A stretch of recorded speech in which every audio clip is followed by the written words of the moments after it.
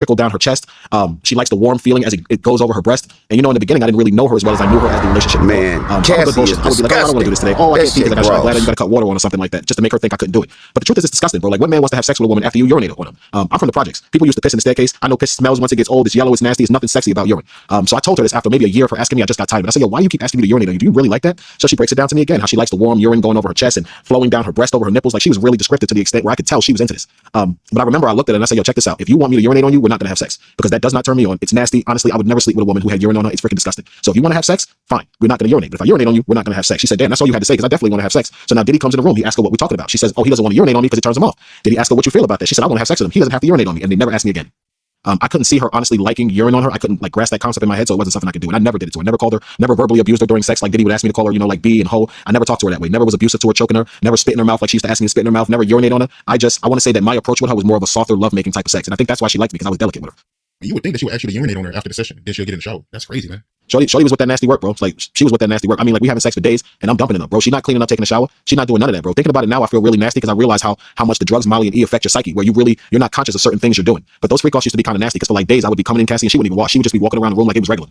And Cassie, she was the one collecting his sperm, right? That started in the beginning again also, bro. I remember specifically, like, the first time it happened, I was using condoms with Cassie when they were asking me for the semen. So I remember she asked me, like, when you finish, you think you could come in the cup? And I was like, why? And she says, oh, I like to play with it, I like to drink it, he likes to see me do things with it. So I actually thought she was playing. I didn't think she was serious. But as we were involved in the encounter and it was getting longer and longer, she kept asking me, like, are you gonna come? Are you gonna come? Are you gonna give it to me? And I said, oh my God, she's really serious. She really wants me to do this. So she asked me so much, I remember it started bothering me. And I was like, yo, you really want me to give you, like, see? I said, I can't do that. I was like, why you want my DNA? I'm not really comfortable with that. And I'll be honest, they offered me like $2,000 to give him the semen in the cup. So bro, I gave it to her. It really wasn't no brainer once they said that. I was like, you want 2 stacks for my semen? Hold on a second. Yoink it out, give it right to him. Here you go. So I want to say comfortably for maybe a year and a half, they were paying me to collect semen. Cassie would collect it in a wine glass, a shot glass, and a whiskey glass, whatever glass we had available. And then her, and it's funny because I thought about it years later, how she would collect the semen in the cup and Diddy would be trailing right behind her like a little kid who mommy had the juice in his hand or something. You know what I'm saying? So when I heard the trial and her say she used to put the semen on his nipple, I'm gonna be honest, it made sense. Because I'm like, yo, that's why he was so thirsty following her in the room every time she took the semen. The semen was for him, it wasn't for her. So that I definitely believe. Because every time she used to take my semen, I swear to you, bro, Diddy would be behind her like a little kid in the room as quick as he could, closing the door. So yeah, that was weird. But eventually I stopped because we started having unprotected sex and she started to ask me to come in her.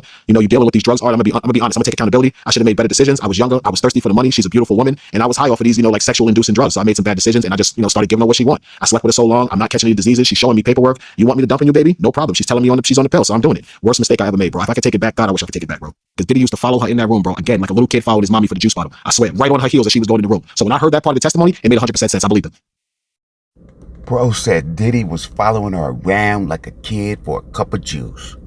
Man, tap in, man. Like, share, subscribe. Wait till next time. We out. Billy Bad Butter TV, we out.